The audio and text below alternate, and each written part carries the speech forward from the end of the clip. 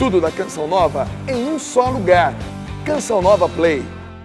O Senhor esteja convosco. Ele está no meio de nós. Proclamação do Evangelho de Jesus Cristo segundo João. Glória a vós, Senhor.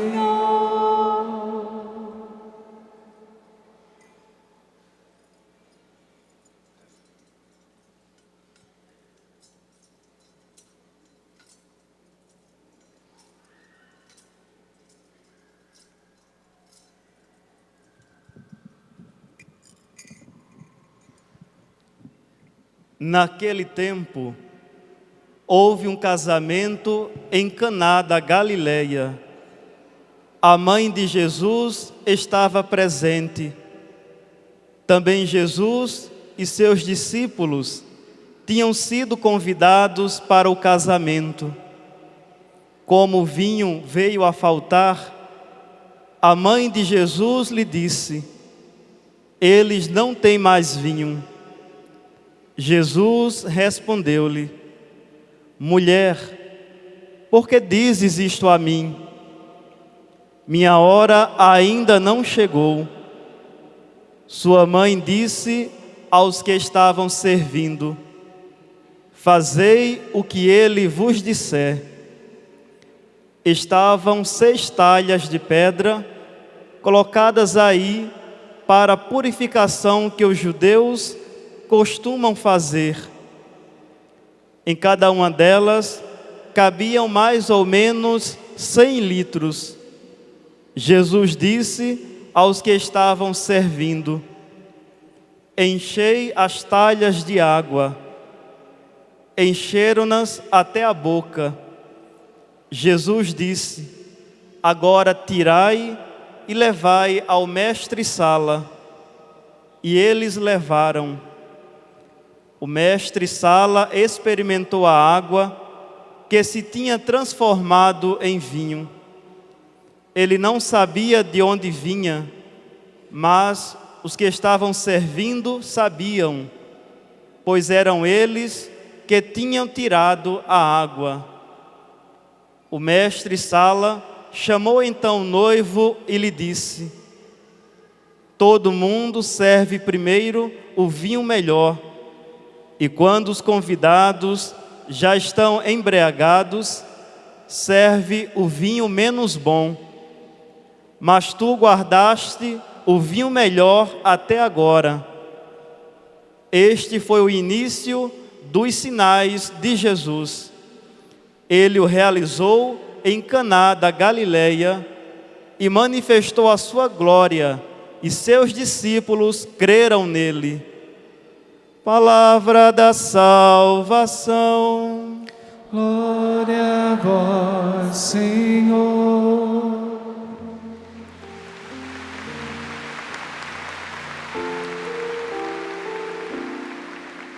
Escutai, minha filha, olhai, ouvi isto, que o Rei se encante com vossa beleza. Escutai, minha filha, olhai, ouvi isto, que o Rei se encante com vossa beleza. Amados irmãos, é um grande presente de Deus para mim poder presidir a esta celebração num dia tão especial para todos nós. Para o Brasil, Nossa Senhora Aparecida, padroeira do Brasil, mas para mim também. Eu vou partilhar uma coisa que poucos sabem, penso que ninguém sabe aqui, não sei se alguém sabe.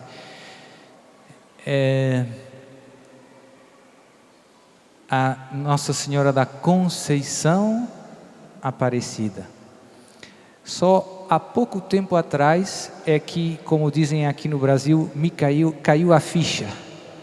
Porque como normalmente as pessoas dizem Nossa Senhora Aparecida, eu não tinha ainda percebido que era Nossa Senhora da Conceição. Se você olhar na imagem, é a imagem de Nossa Senhora da Conceição. A Nossa Senhora da Conceição sempre se distingue por ter a lua debaixo dos pés. E muitas vezes está pisando a cabeça da serpente, e muitas vezes tem também essa coroa de 12 estrelas. Ou seja, é a Virgem do Apocalipse, que escutamos na segunda leitura. E eu tenho uma ligação muito especial com Nossa Senhora da Conceição. Lá em Portugal, Nossa Senhora da Conceição é também a padroeira de Portugal. Mas aqui no Brasil também se celebra 8 de dezembro a festa de Nossa Senhora da Conceição. Então tem 2 festas em honra de Nossa Senhora da Conceição, solenes. Hoje, Nossa Senhora da Conceição Aparecida, e no dia 8 de dezembro, outra, Nossa Senhora da Conceição, a Imaculada Conceição da Virgem Maria. E para mim é especial essa invocação de Nossa Senhora, porque no dia em que meus pais me levaram para o batismo, no dia de Nossa Senhora do Carmo, eu tinha 1 mês. Depois do batismo, lá na minha paróquia paróquia de Santo Antônio, tem um altar grande a Santo Antônio e outro bem grandão também a Imaculada Conceição. E os meus pais, depois do batismo, pegaram em mim, levaram até o altar de Nossa Senhora da Conceição e me ofereceram como presente. Eu era o primeiro filho e eles quiseram oferecer a Nossa Senhora o seu primeiro filho.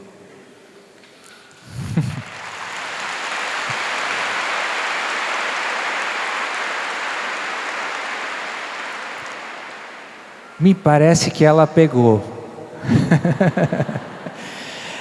Então, ela é a minha dona, ela é a minha senhora, em sentido, ela é a minha proprietária, minha legítima proprietária. Não sei se tem algum jurista aí, né? Então, gosto muito quando chega a festa de Nossa Senhora da Conceição, 8 de dezembro, sempre procuro viver de um modo especial, muitas vezes renovo essa doação que os meus pais fizeram da minha vida, mas hoje estou muito feliz porque hoje percebi que também é festa de Nossa Senhora da Conceição. Nossa Senhora da Conceição Aparecida. Que bom. Então, recebo como um presente especial do céu. Antes de entrar na meditação das leituras da palavra que o Senhor nos dá hoje, queria começar por dizer 2 coisas breves. Na pregação que fiz na manhã, na questão, tinha uma pergunta sobre se o rosário eram 3 terços ou 4 terços. Então, já me chegaram algumas dúvidas. Parece que a minha resposta lançou mais confusão que luz. Porque tinha pessoas que estavam rezando os 4 terços. Então, como eu dizia, o número de 150 Ave Marias tem um valor simbólico, porque são 150 os salmos. E na origem do rosário, como eu expliquei, se chamava muitas vezes o saltério da Virgem Maria, ou o saltério dos pobres que não sabem ler, não podem rezar os salmos, rezavam 150 vezes a Ave Maria. Depois, com os séculos, se foram modificando algumas coisas, a meditação dos mistérios de Cristo, o Pai Nosso, Glória, tudo isso. E há não muitos anos, o nosso querido e amado São João Paulo II escreveu um texto muito bonito, o Rosário da Virgem Maria, exortando todo o povo de Deus a não parar de rezar o terço, encorajando aqueles também que rezam o rosário completo. E nesse texto, ele quis acrescentar a meditação dos mistérios luminosos. Ele notou que nos mistérios que estávamos meditando, gozosos, dolorosos e gloriosos, estavam faltando os mistérios da vida pública de Jesus, que são mistérios importantes. Então quis que nós também meditássemos e fixou a quinta-feira como o dia para meditar os mistérios luminosos. Com isto, o Papa não quis dizer que o rosário passaria a ser, em vez de 150 Ave-Marias, 200, né?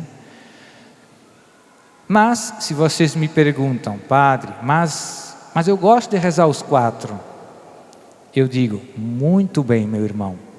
Eu também rezo os 4 todos os dias.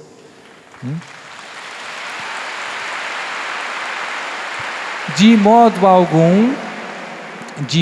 algum, eu quero desencorajar quem está rezando os 4 terços do Santo Rosário. De modo algum. Pelo contrário, eu quero encorajar. Mas a pergunta que me foi feita é se o rosário são 3 ou 4. Se alguém está rezando os 3, eu não posso dizer que ele não está rezando o rosário, porque não é verdade. Mas eu gosto de meditar os 4 terços. Ótimo! Não deixe de meditar nos 4 terços. E nos tempos que vivemos, quanto mais pudermos rezar, melhor. Eu já fiz 2 pregações aqui, o ano passado e no outro ano, sobre o poder do Santo Rosário. Eu amo muito o rosário, agora não é o momento, mas soube que, me disseram que a livraria, o ano passado, as pessoas queriam comprar livros sobre o rosário, a pregação do padre, e não tinha nada. E esse ano, eu soube que aí a livraria da Canção Nova tem para venda um pequeno livro muito famoso e muito bonito, escrito por outro grande santo, São Luís Maria Grignon de Montfort, sobre o poder admirável do Santíssimo Rosário. Então, se você quiser aprofundar esse tema, vale a pena. Mas, sobretudo, vale a pena rezar. Segunda ideia, também ligada ao terço, teve no domingo passado a festa de Nossa Senhora do Rosário. E coincidiu com as eleições aqui no Brasil. E teve algumas pessoas que promoveram uma novena, rezando o terço pelas eleições, pelo Brasil. A coisa não está fácil, né? Eu não sou brasileiro, mas mesmo lá de Portugal percebo que a coisa está complicada. E então, eu também ajudei a divulgar essa novena lá em Portugal.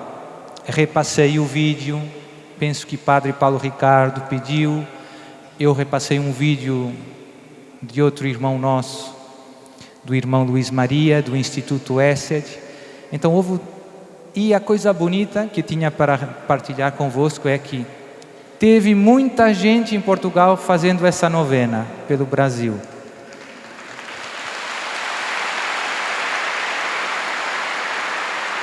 E me pediram, padre, quando chegar no Brasil, você diga aos nossos irmãos que nós estamos rezando pelo Brasil.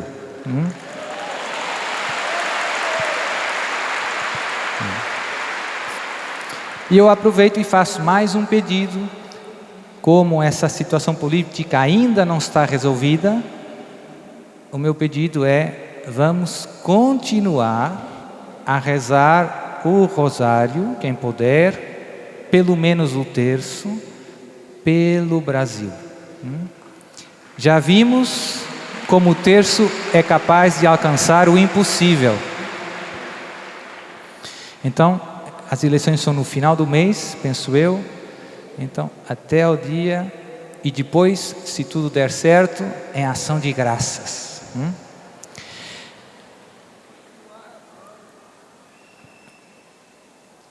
Também eu vou dizer uma coisa que me veio ao coração há pouco. Não vou falar de política, né? Vocês sabem o que tem que fazer. Mas eu vejo que muitas vezes quando nós combatemos o erro, e aqueles que não gostam da igreja, que querem mal à igreja, é muito fácil deixar maus sentimentos entrarem nos nossos corações.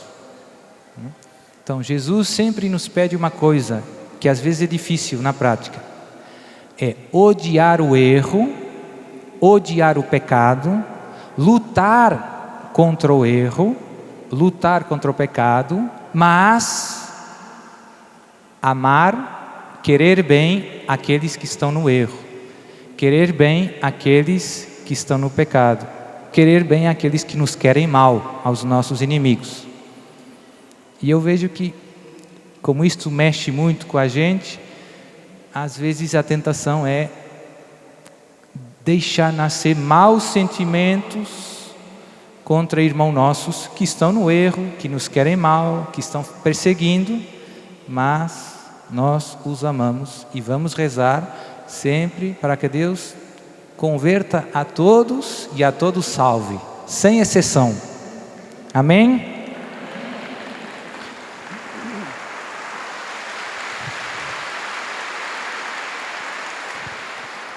Então, na primeira leitura nós escutamos essa passagem muito bonita da rainha Esther, que intercede junto do rei pela salvação do seu povo, que estava quase condenado à morte.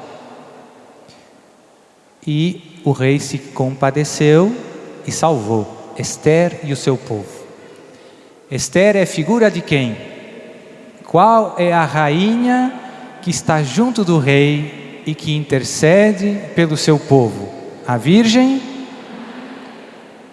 Maria, rainha do céu, rainha dos anjos e dos homens, intercede junto do Rei dos Reis, Jesus, Rei do Universo, pela salvação do seu povo. Que bom saber que nossa querida Mãe do Céu está sempre pedindo por nós a Jesus. Que confortante. Uma coisa que me tem feito pensar nesses últimos tempos, eu já preguei também aqui sobre esses temas, é um fenômeno que infelizmente eu vejo que pouca gente se comove, pouca gente fala desse fenômeno, que é o fenômeno que Nossa Senhora nos últimos anos começou aparecendo em todo canto. Eu vi um mapa com uma espécie de um gráfico com uma estatística da quantidade de aparições de Nossa Senhora nos últimos 500 anos, penso eu. E você vê de repente que quando chegamos ao século XX, o gráfico sobe que só muitas aparições. Por quê? Tinha um padre exorcista que já morreu, francês, muito famoso em França, porque ele também era um famoso teólogo e a especialidade dele era a Mariologia, aquela parte da teologia que reflete sobre Maria. E ele escreveu um livro, que penso que não tem em português ainda, já é um livro antigo, já tem talvez uns 20 anos, que se chama, traduzindo o título, é A Multiplicação das Aparições da Virgem Maria. É um facto. Você, se tiver com atenção, vê que Nossa Senhora está aparecendo em todo canto. E nesse livro, a pergunta que ele se faz é a pergunta que você está fazendo. O que está passando? Qual é o problema? Por que é que Nossa Senhora antes aparecia pouco e agora aparece muito?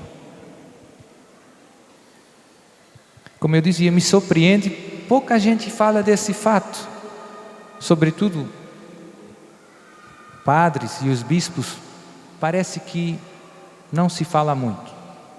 Se fala de Fátima, de Lourdes e pouco mais. E é bom falar de Fátima e de Lourdes, mas Maria está aparecendo em muitos lugares. E eu também penso que já partilhei aqui a minha caminhada com Jesus, a minha caminhada cristã, cresceu muito, mudou muito com a ajuda da Virgem Maria através destas mensagens que ela está dando ao mundo de hoje. Sobretudo através de uns jovens da Venezuela. Pouca gente conhece, mas eu recebi uma graça extraordinária em uma aparição em que, no final do rosário, a Virgem Maria dava uma mensagem. E depois comecei vivendo essas mensagens e, como eu dizia, muitas coisas mudaram na minha vida para melhor. E depois comecei vendo outras aparições, Fátima, obviamente, e muitas outras, e comecei percebendo que a nossa Mãe do Céu se repete muito, sempre nos está pedindo as mesmas coisas, sempre repete, insiste, volta a dizer. Infelizmente eu penso que ela se repete muito porque nós não escutamos muito.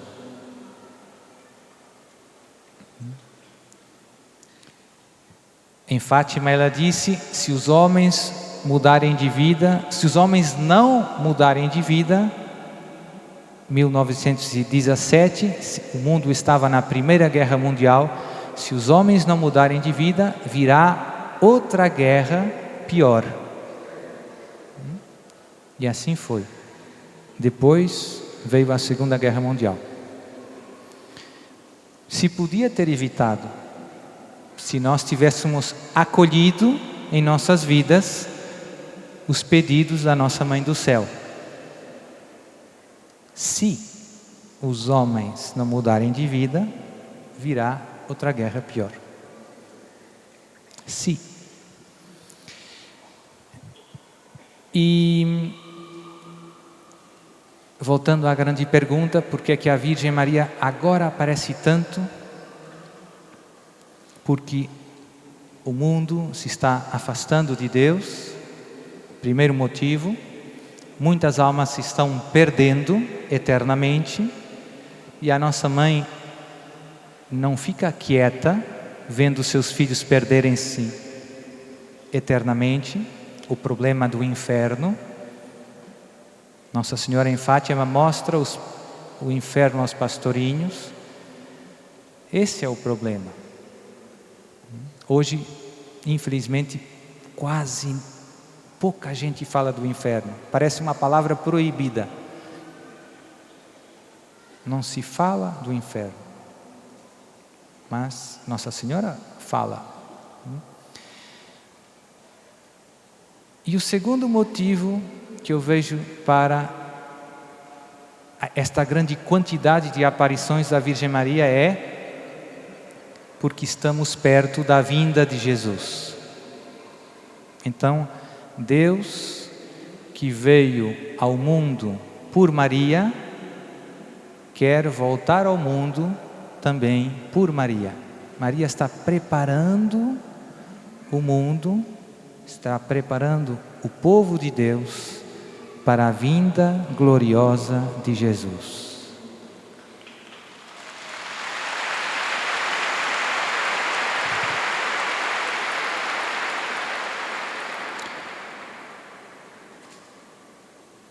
em algumas aparições ela diz, nós lemos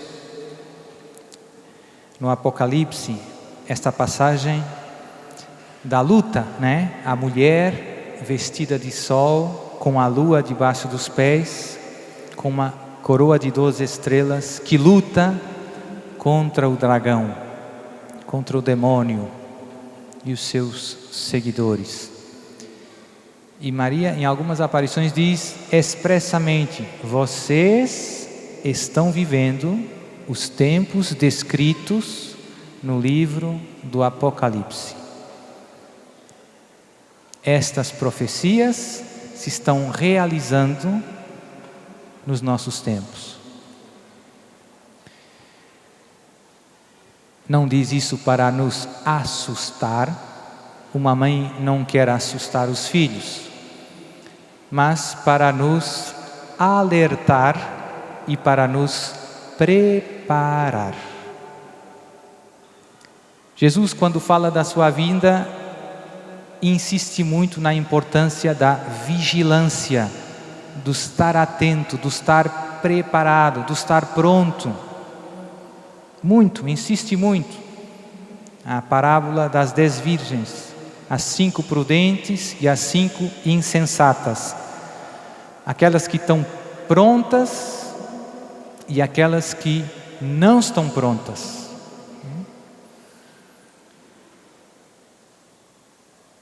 E o que eu vejo é que, infelizmente, apesar de tanta insistência da nossa Mãe do Céu, nós não estamos acolhendo as suas mensagens e nós não estamos prontos para a vinda de Jesus.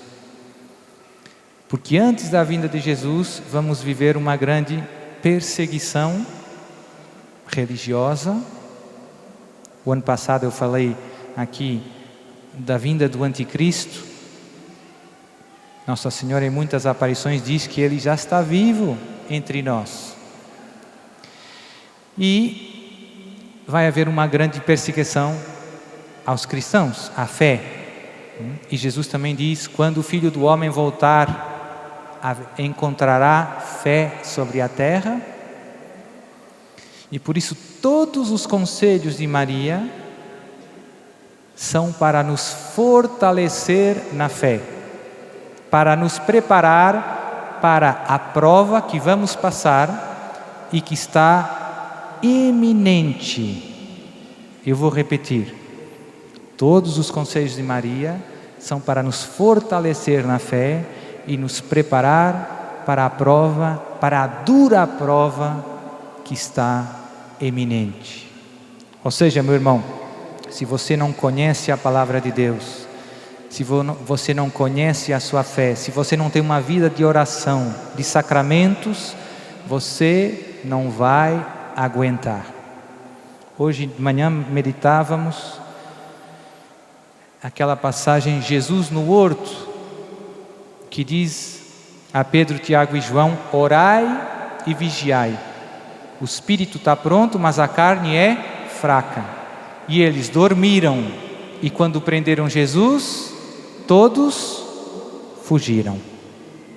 Então, o problema é o mesmo hoje. E hoje não é Pedro, Tiago e João. Hoje é você e eu. E Maria nos está dizendo: meu filho, cuidado, que senão você não vai aguentar. Você vai cair. Você vai trair Jesus. Você vai negar Jesus. Você vai fugir.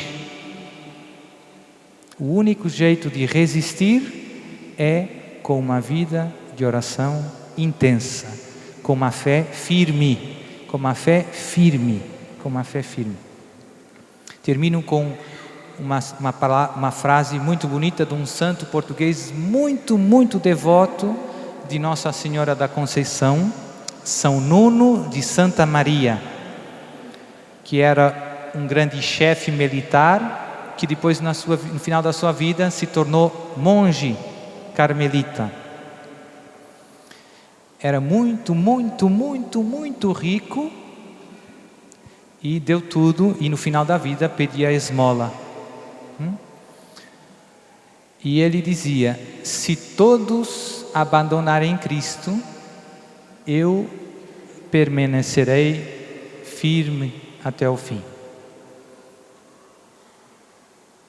E é bom a gente pensar nessas coisas. E hoje a gente vê que a confusão dentro da igreja é grande. E até muitos pastores estão abandonando a verdadeira fé, se afastando da palavra de Deus. Muitos pastores importantes, bispos, cardeais, se estão afastando da palavra de Deus. Estão ensinando doutrinas humanas. Isso, vou ter que encerrar. Portanto, rezar, rezar, rezar. Amém. Tudo da Canção Nova em um só lugar. Canção Nova Play.